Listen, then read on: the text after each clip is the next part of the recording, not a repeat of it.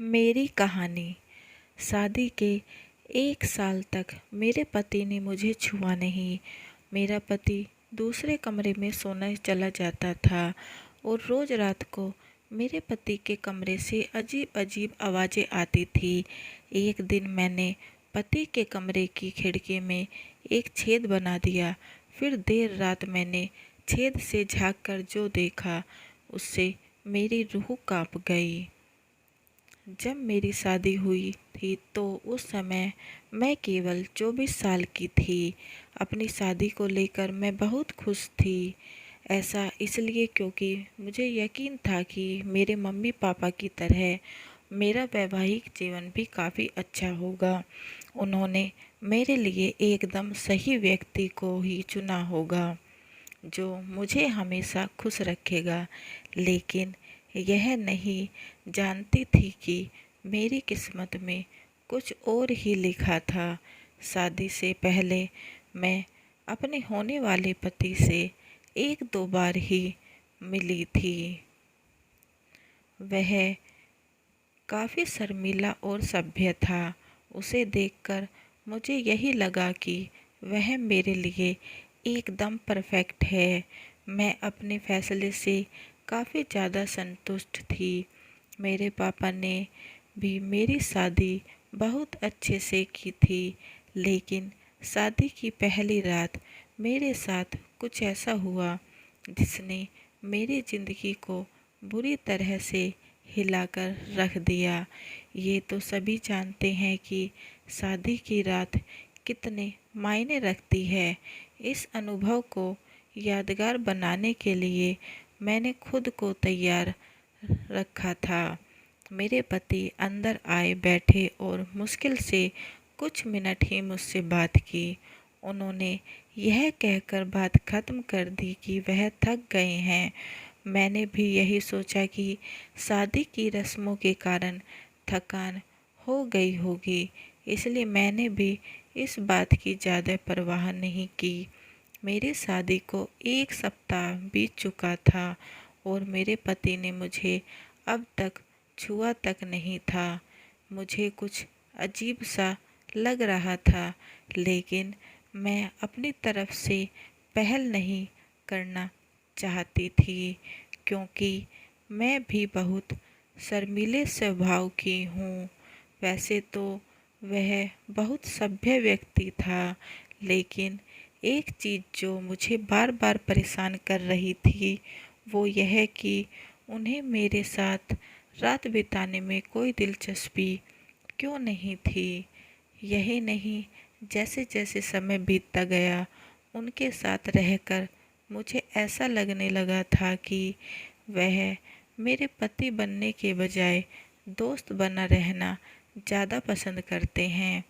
महीने बीतते गए, वैसे ही मुझे हर रोज़ एक नई चीज़ का अनुभव होने लगा, लेकिन अब हमारे बीच न्यू कपल वाली फीलिंग नहीं थी। ऐसा लग रहा था कि शादी करना और इसे बनाए रखना उनकी मजबूरी बन गई थी। मैंने कभी उनसे शिकायत नहीं की। ऐसा इसलिए क्योंकि वह बेहद नेक दिल और सरल स्वभाव के इंसान थे। मुझे उनके साथ किसी तरह की कोई दिक्कत नहीं थी, लेकिन जब रोज़ रात को मेरे पति दूसरे कमरे में सोने चले जाते तो मुझे लगता था कि मेरी शादी में कुछ कमी थी। हमारी शादी को 1 साल बीत गया और हमारे बीच छोटी सी बात को लेकर झगड़ा हो गया, जो वास्तव में गंभीर लड़ाई में बदल गया। मेरे मन में गुस्सा था तो उस रात मैं जबरन पति के रूम में चली गई और मैंने कहा कि मैं एक पति के लिए तरस रही हूँ जो मुझे कभी नहीं मिला। जैसे ही मैंने ये शब्द बोले, मेरे पति एकदम से चुप हो गए और बिस्तर के किनारे पर जाकर बैठ गए। मैंने जब उन्हें रोता हुआ देखा तो मैं चुप हो गई। ऐसा इसलिए क्योंकि मैंने आज तक उन्हें मेरे सामने कभी इतना कमज़ोर होते नहीं देखा था। मैंने उन्हें परेशान देख दिलासा दिया। तभी उन्होंने मुझसे माफ़ी मांगी और कहा कि उनका इरादा मुझे चोट पहुंचाने का बिल्कुल भी नहीं था, लेकिन उन्हें महिलाएं पसंद नहीं हैं। मैं कांपते हुए अपनी जगह पर खड़ी हो गई। उन्होंने कबूल किया कि वह समलैंगिक है। मैं कुछ समझ नहीं पा रही थी। मैंने फिर पूछा कि आप समलैंगिक हैं? तो उसने मेरी तरफ देखा और कुछ नहीं कहा। मैं यही सोच रही थी कि मेरी शादी बस एक दिखावा थी। मैं बिस्तर पर चुपचाप लेट गई और हकीकत से भागने के लिए सोने की कोशिश करने लगी, लेकिन मैं अच्छे से जानती थी कि यह सपना नहीं है। मेरे पति पुरुषों को पसंद करते हैं।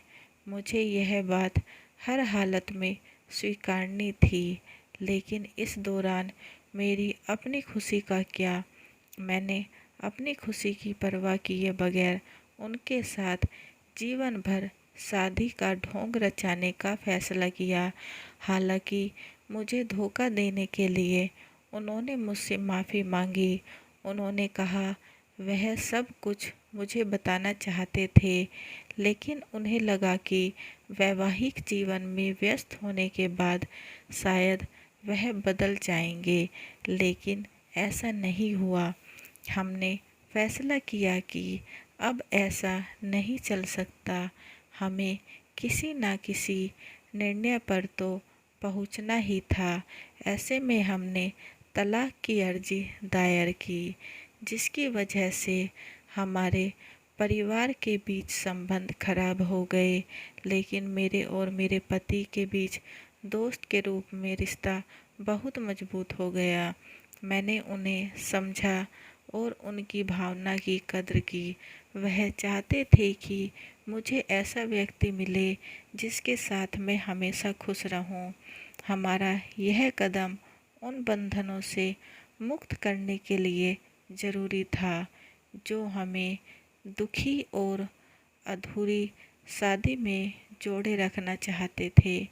लेकिन मुझे खुशी है कि हमने समाज की परवाह नहीं की, बल्कि अपनी खुशी के बारे में सोचा। सच कहूँ तो आज मैं बेहद खुश हूँ। दोस्तों, पोस्ट अच्छा लगे तो चैनल को लाइक एंड सब्सक्राइब करना ना भूलें और बेल आइकन को ज़रूर दबाएं, ताकि ऐसी ही अच्छी अच्छी कहानियों के नोटिफिकेशन आपको मिलते रहें।